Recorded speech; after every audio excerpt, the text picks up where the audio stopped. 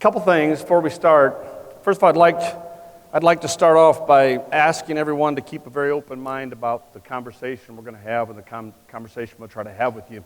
Because, first of all, I am way out over the end of my skis, which is where I prefer to be, because I feel like if I'm not there, then nobody else is going to take a chance to do those things either.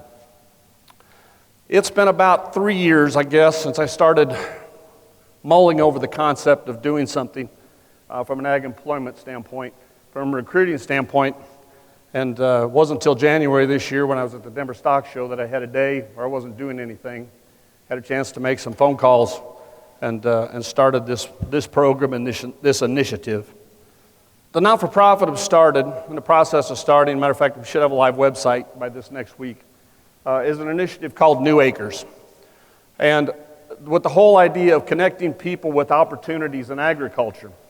The things that Ben talked about, I'm just envious about the amount of distance that you've come and the specific things that you've got in place from an educational perspective. Our business is designed to dovetail with things like that, and maybe, hopefully, by the time I'm done, it'll look that way. So the problem, most of you know the problem, and I'll get to some things that are maybe a little bit more personal here in just a second. But according to some statistics, American Farmland Trust, about 40% of American agricultural land will be in transition over the next 15 years. That's the first time in history anything like that's been that high. Almost 90% of farmers say it's more difficult to find help today than it's ever been in the past. And American Farm Bureau, I thought this number was high, but they said about 2.5 million ag jobs went unfilled last year, which is, to me, is a frightening number. About 3 out of 4 Americans want to know more about how their food's produced because they've become less connected with agriculture, food production in rural America. The company we're working with, who I'll talk about a little bit more soon, is an ag research and branding company. They said through their research, they think there's somewhere around 1.5 million, between 1.5 million and 2 million young people that we can connect with easily through this initiative that we're available to reach right now before we even work on our network. And about 48%, according to a Gallup poll, about 48% of individuals are being drawn or at least have interest in a more rural kind of a lifestyle, a change in what they're doing now. So we take those things and those facts and then begin to think about my personal experience and the things that I get to do every day, which is a little bit different than what some do. I literally visit with hundreds of ag producers every year. Most of them are beef cattle producers, but not all of them. And most beef cattle producers have some other sort of enterprise that they do in addition to beef production. But I just get a chance to visit with hundreds of people each year because I travel so doggone much at the expense of some other things in my life.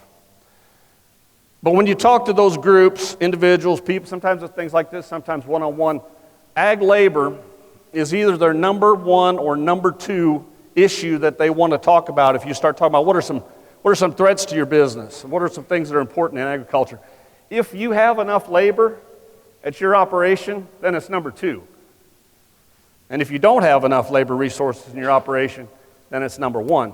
I think it's one of the few things, in addition to being against taxes and things like that, one of the few things that there's consensus among all of production agriculture that this is an issue.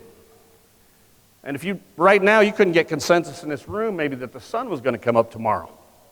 So I think it's interesting that it's on the edge of people's minds so much. As seed stock providers, maybe it's not an issue for you on your individual place, but if you've got 50 or 100 or 200 customers, I guarantee it's an issue for half of them.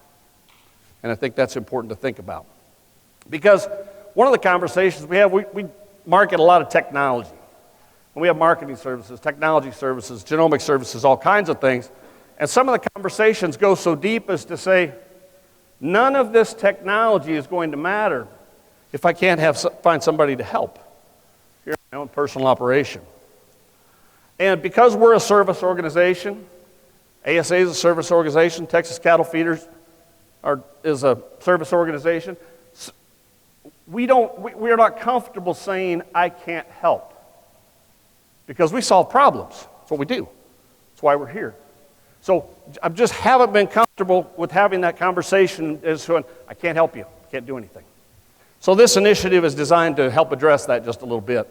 Because several things have changed. And again, we're talking in aggregate here. We're not talking about a specific industry necessarily or specific region of the country, but things have changed from an ag employment perspective. And one of those things is the traditional sources of employment are drying up. For one thing, this generation, and even the last generation, instead of having 6 kids, has 2. And their neighbors, who used to have a ranch or a farm, sold their ranch or farm to you, so the 6 kids that they had are also no longer in the community, partially trained, agriculturally interested young people. They're not in your community either. So the traditional sources of hanging a sheet up in the sale barn with your phone number, little tags that you tear off, those traditional sources of employment are just not there anymore. Looking in Webo, Montana or Holyoke, Colorado for someone in your own community to come work is just becoming right at the edge of impossible in order to find what you're looking for. Because of that, too, there's less experienced help. When someone, even in my community, says, I'd really like to hire a young person that kind of knows their way around a tractor, maybe knows a little bit about some ag technology, maybe knows how to set a corner post, there isn't anybody, within reason. There's a few, but not very many. And part of that also is caused by the fact that when I was a kid, which is longer ago than I wish, people told their kids to get off the farm because the ag opportunities in the 80s were so bad. And traditionally, these jobs were not as attractive as they are now. So, to add to that argument, I said, isn't this really a rural development issue too? Incidentally, so people agree with that. We start talking to industry. It's absolutely a rural development issue. There are more young people graduated from high school in my hometown, Bloomington Normal, Illinois, which is not a huge place. More young people graduated from high school in Bloomington Normal, Illinois last year than graduated high school in the eastern half of Montana. So, again, we can't look in eastern Montana anymore. We're going to have to look in Bloomington, Illinois to find young people that are interested in doing things. But these communities, they need people. They need productive people, and they need people that have jobs to go to Center, Colorado. That's what these communities need. Otherwise, the communities are in challenge and in problems too. Dean Wang, who some of you know in Baker, Montana, owns the Bank of Baker, has since it was the Bank of St. Philip. The family has for 150 years. He gets it. He's going to be on my advisory board because he gets it. He said, I need people to move to Baker, Montana because every time a house sells cheap or a business closes or a family moves out, the value of this community, in his case, the value of my bank, drops. And that's an issue for everyone. And the larger ag industry is beginning to realize and understand that it's a rural development problem too. That's why companies like Merck, if you look at their foundation, number one priority, rural development. Because they know they can't sell products and do the things they'd like to do either unless rural communities are successful. So solutions to the problem have to address both things. So my challenge and my thought process in my head is, can agriculture, an agriculture community, invest in the solutions to its own problems, its own issues, and not depend on the government to do it? Do we care enough about what we're doing, and are these issues important enough that we, as a group, will collectively invest in those challenges and across disciplines and geography? Greenhouses and cattle production and poultry production, catfish farming, organic potato growing, whatever that is. All agriculture, all food production, we have to figure out as a group and not be so segmented as to say, I only care about organic potatoes. And if we have enough organic potato employment, then nothing else matters. We can't pigeonhole that anymore, although the individual efforts from the Organic Potato Grower Association are still important. But I said, can we look past that? Because we don't need tens of employees or hundreds of ag employees. We need thousands and thousands and thousands of them. So I'm very respectful of headhunters, very respectful of job boards, very respectful of all those things, but they're set up for-profit organizations to fill tens of jobs or hundreds of jobs. In the case of headhunters, to take somebody from one job and put them in another job, which just creates an employment issue on the other end. So can we look at it differently? Can we think about this just a little bit differently? Can we attract new humans, because they're humans, can we attract new humans to rural opportunity and rural employment? For one thing, we need to look at the unrecruited or under-recruited. And one of the things that's always been in my head and always been part of my thought process here is, I travel all the time. I'll be judging a county fair in Virginia, and there'll be a young person there, and he has a steer, and his parents aren't there. And he drove the steer there himself, and he took care of it, and he left to go work his job during the day and came back and showed his steer that night. And when I got a chance to talk to him, he knew everything. He'd been working since he was 14 or 15 years old because he didn't have other opportunities. And no, he didn't have straight A's, and he wasn't the captain of the football team. He wasn't verbally gifted, but he knew how to work. And he knew that he had some opportunity if he was willing to put those things in play and his responsibility. But he knew he had a chance, but he's not being recruited by anyone. Not being recruited by colleges, not being recruited by anybody locally. Under the radar, talented young person has a potential to make a difference in some operation or in some community. So the rural-urban interface areas and the urban areas are where those people are. There's not 100 of them or 10 of them. There's millions of them. We get a chance to sort them if we do a nice job of it. So by promoting the lifestyle, promoting rural communities, promoting a sense of belonging to a generation that struggles to find things to belong to, maybe we have a chance of recruiting some of the best to come and join our rural initiative and food production initiatives. The more technology, the less traditional experience they have to have, which is kind of a neat little deal for them. Hard for me. I can't figure out how to program a tractor that doesn't have a driver, and then I'm over it. But a 12-year-old can do it. I just can't do it. I'm just too old.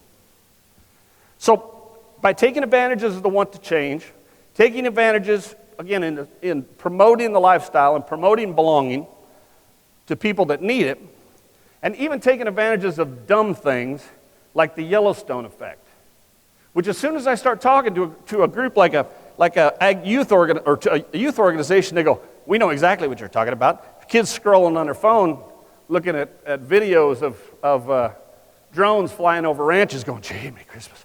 That's great. I wonder, I'd love to go out there and I'm taking them to the train station, whatever else. I'm not even saying it's healthy, but it's increased the interest in young people in agriculture, farming, and ranching more than maybe anything else in the last 20 years. Now, you folks, I'm going to use you guys as an example, you have to adapt as well. Ag employers have to adapt to these changes as well because we'd love to have skilled, experienced labor.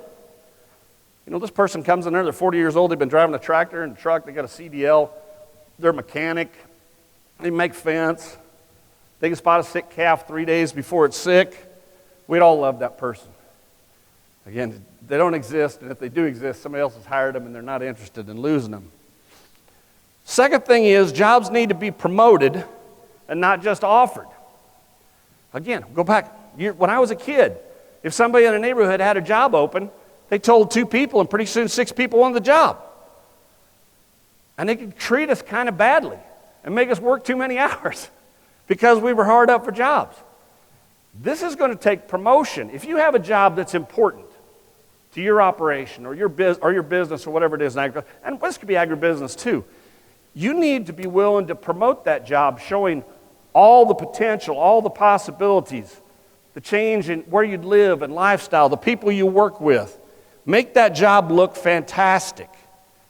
Do a promotional video that promotes that opportunity because you're going to get what you promote for. That's what you're going to get. And getting that little tab there that you tore off with the phone number, it says help wanted, feed cows. That kind of promotion is going to get you that kind of help.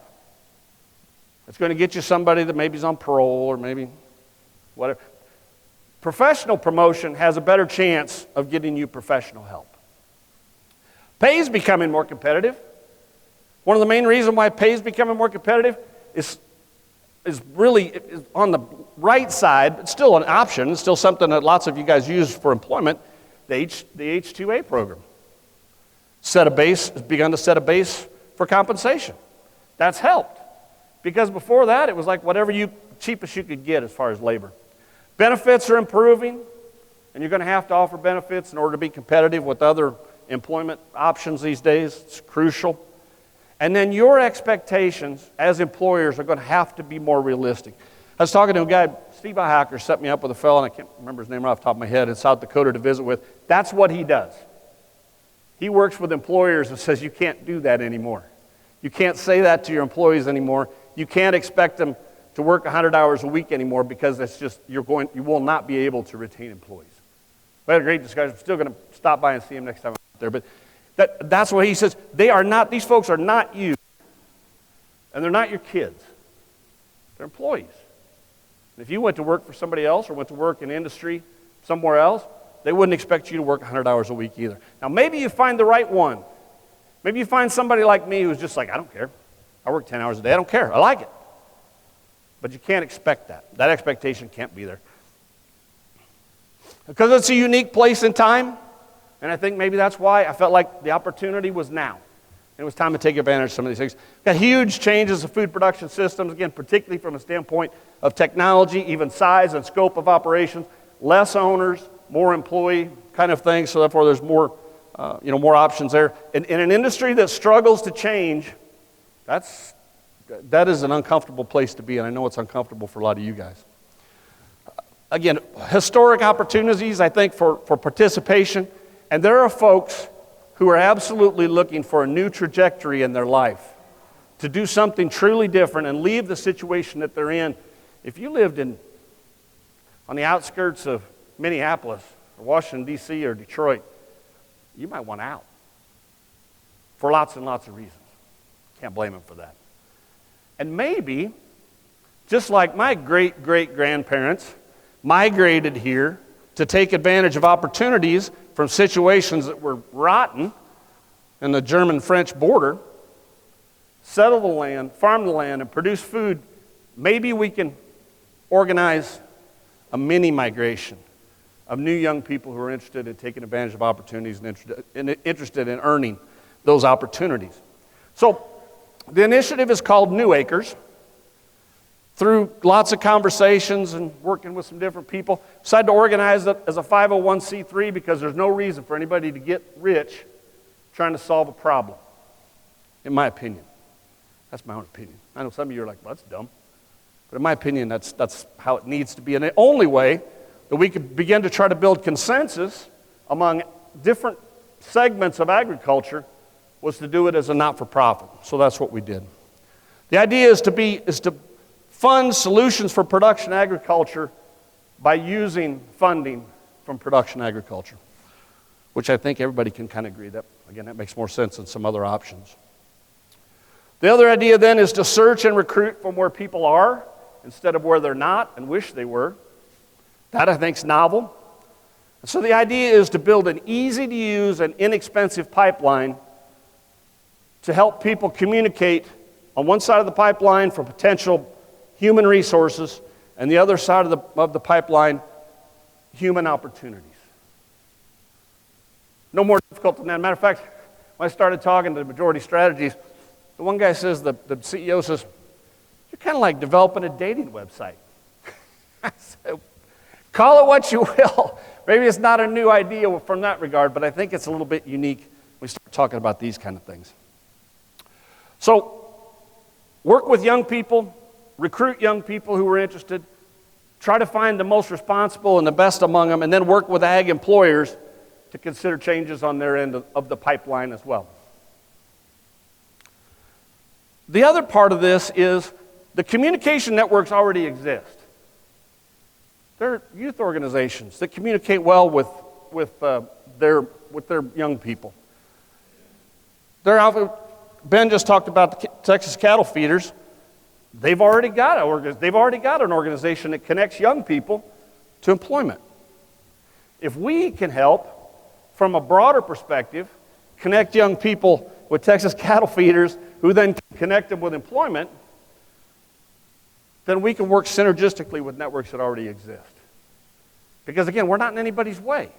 We're not out there trying to move people around from an employment standpoint or generate lots of dollars for doing specific things. We're here to serve all aspects of food production agriculture by helping to recruit young people to rural areas. The backside of that then is, from a sustaining partner perspective, the folks that we hope to help fund this network and this operation, those networks and those industries already exist too. I've talked to ag organizations, membership organizations, talked to industry, talked to foundations, talked to other things like that. We had conversations with Mike Rowe and his group, which is, it's for industrial kind of jobs, but they have the same focus. Same kids. They said, we know those kids are there too.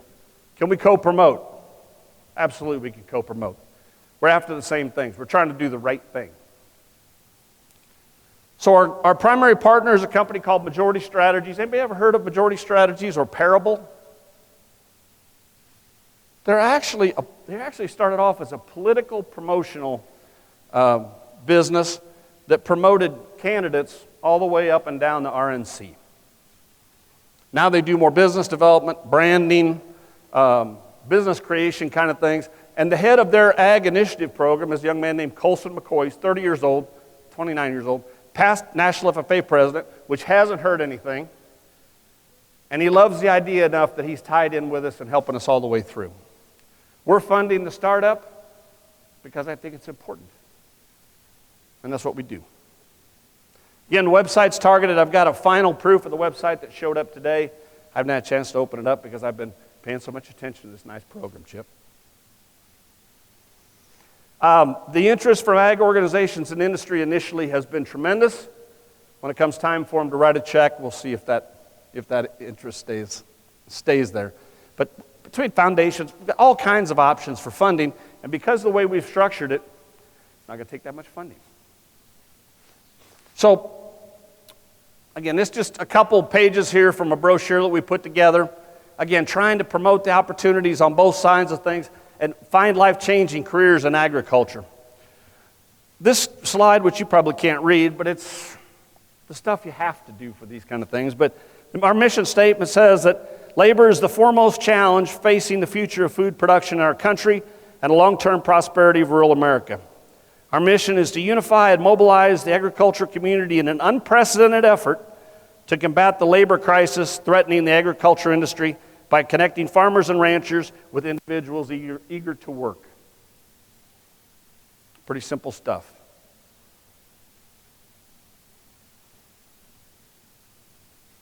Again, the key initiatives, I know there's a lot on here. It's easier to read what's on the brochure, but finding the future agriculture workforce, use the power of storytelling, video, aesthetically pleasing kind of promotion to get more people interested in moving into food production and again into rural lifestyle, and then ultimately supporting agriculture producers through this effort. Right now, the effort includes Majority Strategies and myself, although we will be hiring somebody directly to start to help with the business development piece. And I guess I feel good about it. Again, we'll be searching through industry for funding to try to move the process forward, and that'll be the next important step is can we do that in a way that we can promote this thing on a wide scale, because Majority Strategy says you put together the funding and everybody in the world will find out about your initiative. And so we're going to use them for that. So anyway, that's what I've been working on. That's what I've been spending a bunch of time on since January. And I needed another job because I wasn't fully employed. But I promise this is probably more important than some of the other things I do. So I enjoy it. Hey, Crystal.